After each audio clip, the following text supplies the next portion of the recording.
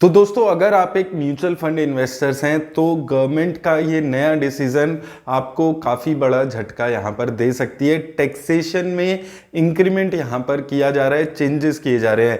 तो अभी जो फाइनेंस बजट आया था, वो जो फाइनेंस बिल था, उसमें गवर्नमेंट ने कुछ चेंजेस प्रपोज किए हैं। अभी प्रपोज करके वो अमेंडमेंट्स यहाँ पर सेंड किए हैं। अब उस अमेंडमेंट के हिसाब से जितने भी म्यूचुअल फंड्स हैं जहां पर 35% से कम इन्वेस्टमेंट इंडियन इक्विटीज में होगी, यानी कि इंडियन कंपनीज के शेयर्स में होगी, वहां पर जितने भी गेन्स हैं, चाहे आप 3 साल से ज्यादा रखते हैं, आप 4 साल 5 साल किसी भी पीरियड के लिए उन म्यूचुअल फंड्स को रखते हैं, तो वो शॉर्ट टर्म कैपिटल गेन्स ही माने जाएंगे और वो सारा पैसा आपकी इनकम में ऐड हो जाएगा। वो जो इनकम आपकी होगी वो आपके स्लैब के हिसाब से टैक्सेबल होगी।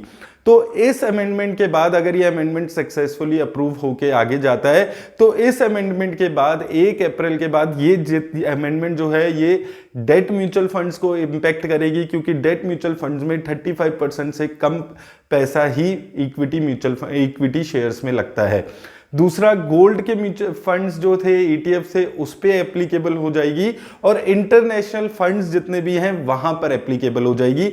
इसके अलावा फंड ऑफ फंड्स जो होते हैं वहां पर भी माना जा रहा है कि ये जो प्रोविजंस है वो एप्लीकेबल होंगे। इससे पहले तक अगर आप बात करें डेट म्यूचुअल फंड्स की या इंटरनेशनल म्यूचुअल फंड्स की, तो यहां पर टैक्सेशन लगती थी कि अगर आप 3 साल तक इन म्यूचुअल फंड्स को होल्ड करते थे तो ये जो भी इनकम आपकी होती थी वो आपकी स्लैब में ऐड हो जाती थी, इनकम में ऐड हो जाती थी और आपको स्लैब रेट के हिसाब से टैक्स देना होता था। और 3 साल से ज्यादा अगर आप इनको होल्ड कर पाते थे तो वो लॉन्ग टर्म कैपिटल गेन कहलाता था और इंडेक्सेशन का बेनिफिट आपको मिल जाता था। और इंडेक्सेशन के बेनिफिट के बाद 20% का टैक्स देना होता था। इंडेक्सेशन का बेनिफिट क्या होता है, काफी सारे लोग पूछते हैं मेरे से। तो देखिए, इंडेक्सेशन का बेनिफिट का मतलब ये होता है कि गवर्नमेंट आपको बोलती है कि जो भी इस पीरियड में इन्फ्लेशन हुई है उस पे आपको टैक्स नहीं देना होगा। इसका एग्जांपल ले लेते हैं। मान लीजिए 8% आपको गेन्स हुए, 8% की आपने पर एनम इनकम कमाई 5 साल के लिए, और वो 5 साल में जो एवरेज इन्फ्लेशन थी वो 6% की थी। तो आपकी 8% की जो इनकम है माइनस कर देंगे उसमें से 6%, 2% बच गया।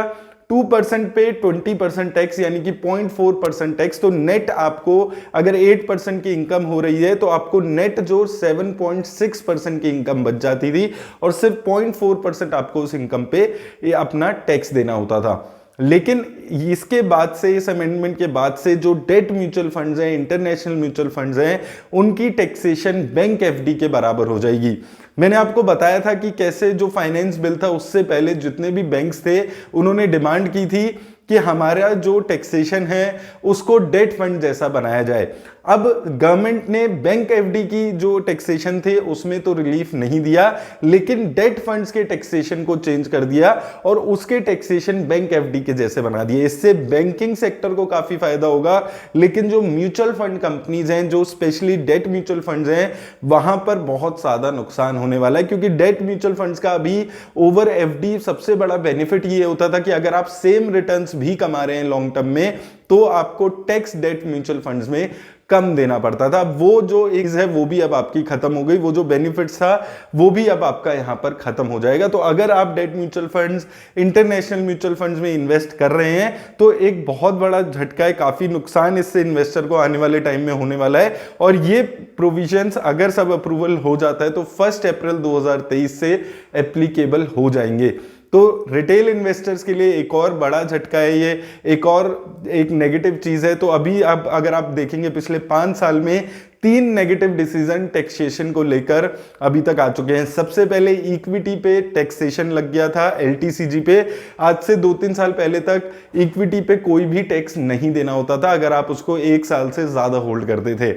वहां पर लॉन्ग टर्म कैपिटल गेन्स आपको पे करना शुरू हो चुके हैं। दूसरा, डिविडेंड पे आज से कुछ टाइम पहले तक टैक्स नहीं लगता था। अब डिविडेंड पे भी in the hands of dividend जिसको मिलता है रिटेल इन्वेस्टर को, उनको टैक्स देना पड़ता है। तो ये दो ऑलरेडी एक बहुत नेगेटिव डिसीजन इन्वेस्टर्स के पॉइंट ऑफ व्यू से ऑलरेडी हो चुके थे।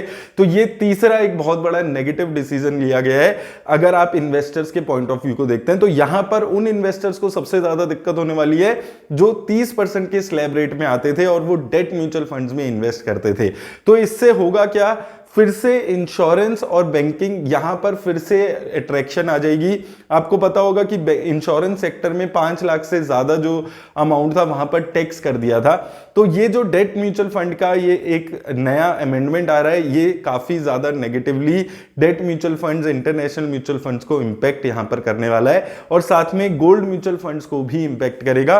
और जो इन्वेस्टर्स इन्वेस्ट करने के बारे में डेट म्यूचुअल फंड्स में सोच रहे हैं उनको भी काफी ज्यादा नेगेटिवली इंपैक्ट करने वाला है। तो अब एक तरीके से अगर आपके पास ऑप्शन आ जाएगी डेट म्यूचुअल फंड और बैंक एफडी में, तो बेटर होगा कि आप एक बड़े बैंक की बैंक एफडी करा दें, क्योंकि वहां पर आपका पैसा फिर भी सेफ है। डेट म्यूचुअल फंड्स में इन्वेस्टर्स को स्टडी करना पड़ता है, किस म्यूचुअल फंड में इन्वेस्ट करे, कहां पे इन्वेस्ट करे। अब वो चीज यहां पर खत्म हो जाएगी। वो जो एक्स्ट्रा 1-2% का बेनिफिट मिल रहा था डेट म्यूचुअल फंड में, वो भी बिल्कुल खत्म हो जाएगा। और जो म्यूचुअल फंड कंपनीज है उनको बहुत ज्यादा नेगेटिवली ये इंपैक्ट करेगा इन्वेस्टर्स के साथ साथ। तो उम्मीद करता हूं आपको इस अपडेट से हेल्प मिलेगी। और ये अपडेट इसलिए मैं दे रहा हूं क्योंकि 1 अप्रैल के बाद ये एप्लीकेबल है। 1 अप्रैल से पहले ऑलरेडी जिनकी लॉन्ग टर्म इन्वेस्टमेंट हो चुकी है डेट में, उनका जो प्रोविजंस हैं वो सेम रहेंगे। 1 अप्रैल के बाद जो भी इन्वेस्ट करेगा उसके ऊपर ये टैक्सेशन लगने वाला है। इसके बारे में और डिटेल्स जैसे मुझे मिलती है, और डिटेल्स आती है, कितना टैक्स रहेगा, पुराने इन्वेस्टर्स का कैसे ट्रीटमेंट होगा, तो मैं जरूर नेक्स्ट वीडियो में उस चीज को कवर करूंगा। धन्यवाद।